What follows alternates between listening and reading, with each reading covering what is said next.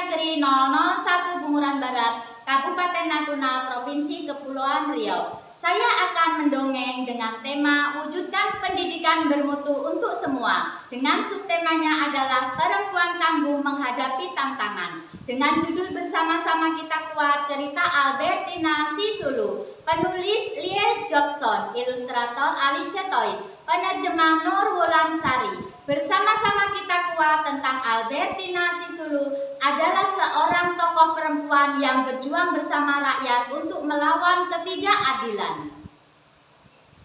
Pada suatu musim dingin yang mencekam, banyak orang sakit. Pipi Mama Monikasi terasa panas, keringatnya bercucuran. Dia ingin menempelkan rumput yang dingin ke wajahnya agar suhu tubuhnya dingin. Dari balik selimut, dia memegangi perutnya dan mendendangkan lagu untuk menenangkan bayi di kandungannya. Kuatkan dirimu sayang, musim dingin tidaklah lama. Beranilah sayang, bersama-sama kita kuat. Perutnya bergemuruh. Ketika tendangan kuat si bayi membangunkan di malam hari, bayinya akan lahir. Para bibi di kamar bersaling menggosok-gosok punggungnya dan menjelang air. Saat itulah lahir putrinya yang cantik. Dia tahu bayi perempuannya itu istimewa, seorang pejuang, sungguh sebuah anugerah. Dia menamai bayi itu Nonsti Kelelo. Nonsti Kelelo, seorang gadis yang cantik dan kuat. Dengan mata hitam bulat menyipit, dia juga punya abang, namanya Mecengi. Abangnya bocah laki-laki itu senang melucu, sampai Nonsti Kelelo dan semua orang juga ikut tertawa. Mama Monikasi melahirkan lagi 2 anak laki-laki dan 1 lagi anak perempuan. Netsiki yang masih kecil sudah punya 3 adik. Setiap hari Netsiki membantu ibunya melipat serbet, mencuci pakaian, menyapu rumah, menjaga adiknya, menyalakan api untuk masak. Dia menggendong adik bayi laki-lakinya. Bila adiknya itu menangis, menggelitikinya sampai tertawa. Netsiki mengajari mereka bernyanyi. Kuatkan dirimu sayang, musim dingin sudah berlalu. Beranilah sayang, bersama-sama kita kuat. Netsiki juga punya seorang kakek, namanya King Giwe. Kakeknya itu memelihara beberapa ekor kuda. Kuda kesayangannya bernama Sisi. Seekor kuda betina berwarna hitam berkilau. Setelah Netsiki cukup besar, kakeknya segera mengajarinya berkuda. Kakek juga mengajarinya cara berbicara dengan lembut kepada Sisi. Saat membelai bulunya yang berkilau, Albertina berbisik. Kamu makhluk yang paling cantik, terima kasih telah membolehkan aku menunggangimu. Kemudian pada hari Natal, Bonsiwele ayahnya Netsiki yang bekerja di pertambangan pulang. Dengan berkuda sendirian, dia menjemput ayahnya di halte bus. Netsiki duduk dengan tegak. Kedua lututnya ditempelkan erat ke tubuh kudanya. Dia memegang tali kekang dengan jari jemarinya yang lembut. Betapa bangga Bonliswe sang ayah kepada putrinya yang sudah bisa naik kuda. Di hari ulang tahunnya yang ke-6, dia masuk sekolah. Kamu harus memilih nama dalam bahasa Inggris, kata gurunya. Seorang anggota gereja.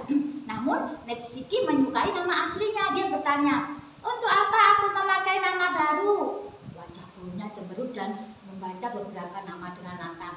Ada Agnes, Albertina, Anna. Apa arti nama-nama itu? Netsiki menyukai nama-nama yang panjang. Albertina. Albertina, nama itu aku suka, bernada. Orang pasti tidak akan meremehkan namaku. Kemudian sepupunya Albertina menikah dengan seorang pria tampan dari kota terdekat. Albertina dipilih sebagai ungkapi pengiring pengantin wanita. Ibunya memberikan bendera putih dan berkata, kamu punya tugas besar sayangku. Di tikungan jalan Albertina melambaikan bendera itu lalu menyuruh Sisi berputar, memimpin semua orang menuju ke tempat upacara pernikahan. Orang-orang akan mencelanya jika dia membuat kesalahan. Tetapi para tamu ternyata berjajar di jalanan. Mereka bersorak-sorak dan bernyanyi. Mereka melemparkan bunga untuk Sisi dan Albertina.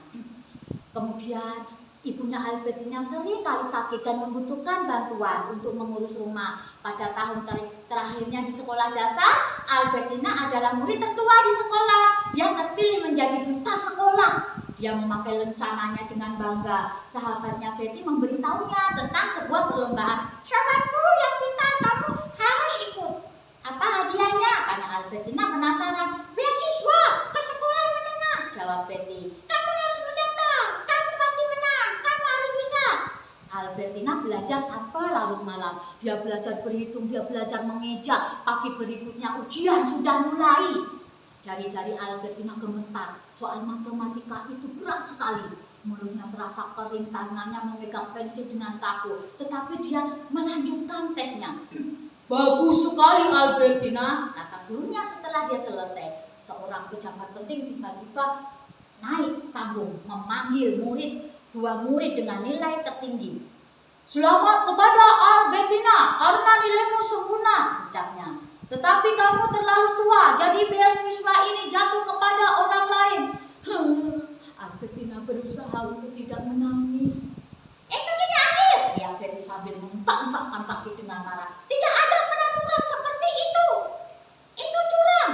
Tidak lama kemudian Albertina mendapatkan beasiswa. Kota Marizel yang mendekatkan dengan kota Matalele. Ya, tentu itu adalah beasiswa yang sangat berharga. Ya, tapi Albertina harus jauh dari keluarganya. Tetapi seluruh penduduk desa bersukacita. Anak perempuan dari desa mereka akan melanjutkan pendidikannya ke sekolah menengah di kota yang besar. Dia akan membuat mereka bangga. Albertina tersenyum. Dia mengemas koper coklatnya dan menyemir lagi sepatunya. Sebelum berangkat dengan bus ke Matatiele, dia berpamitan kepada kuda Sisi. Albertina menyikat bulunya dan mengelus rambutnya yang kasar. Dengan lembut dia membisikkan kata, "Bagaimana jika aku tersesat? Apakah aku mendapatkan teman baru? Apakah aku masih pintar jika jauh dari rumah?" Sisi meringkik dan kakinya mengentak-entak. Itu tanda sedih. Waktu sekolah dimulai, sebelum matahari terbit, anak-anak perempuan itu bergegas mandi dengan air dingin, lalu membersihkan asrama sebelum berkumpul untuk mengikuti misa. Dia bermain basket di sore hari yang cerah. Saat libur sekolah, Albertina bekerja di kantor misi. Dia mencuci pakaian di atas papan cuci seng. Dia mencuci spray dengan air panas di bak yang terbuat dari tembaga, lalu mengeringkannya di pengering. Dia mencangkul, dia membajak kebun sekolah, tetapi dia juga merindukan keluarganya. Siapa yang akan mendongengkan cerita lucu untuk adik-adikku? Siapa yang menyeka air mata mereka bila mereka menangis? Siapa yang menggelitiki mereka sampai tertawa? Albertina sangat menyukai para biarawati yang mengajarnya. Dia sangat tertarik dengan biarawati. Albertina naik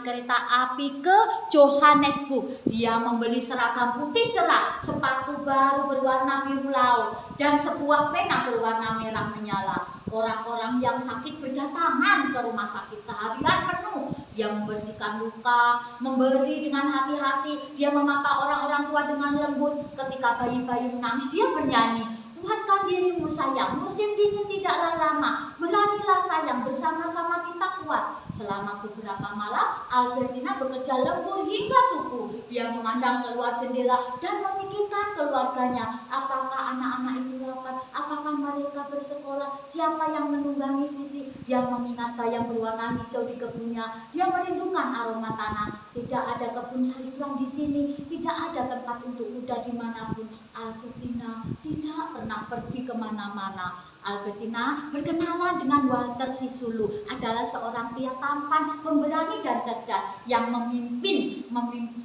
kota besar. Kemudian pemuda itu memimpikan kebebasan untuk Afrika Selatan. Senyum lebarnya menarik perhatian Albertina. Mereka berjalan bersama di jalanan kota. Tangan Albertina yang lembut berpegangan pada lengannya. Setelah menikah setahun, lahirlah mak putranya. Albertina telah menjadi ibu. Suatu hari nanti orang-orang menyebutnya sebagai ibu negara. Max sang putra adalah harapan untuk masa depan mereka. Albertina ingin berjuang untuk Afrika Selatan yang baru, sehingga Max menjadi anak yang bebas merdeka. Jika Max menangis, Albertina akan bernyanyi, "Kuatkan dirimu sayang, musim dingin telah tiba, tidaklah lama, kuatkan dirimu." Tiba-tiba polisi datang di tengah malam dan menggedor-gedor pintu. Albertina memarahi mereka, membuat rumahnya berantakan. Kalian semua sangat tidak sopan, omelnya. Kalian menginjak-injak rumahku dengan kaki kotor kalian. Di pagi hari bunga-bunga favorit Albertina sudah remuk terinjak-injak mereka. Dia akan mendukung suaminya yang menyimpan banyak rahasia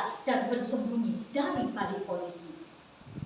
Dia bergabung dengan kaum wanita dan memimpin barisan gerak jalan ke Pretoria. Mereka bernyanyi, memukul perempuan berarti memukul batu, memukul perempuan berarti memukul batu. Bertahun-tahun yang sulit dialaminya setelah suaminya ditangkap. Walter dipenjara di Pulau Robben selama 26 tahun.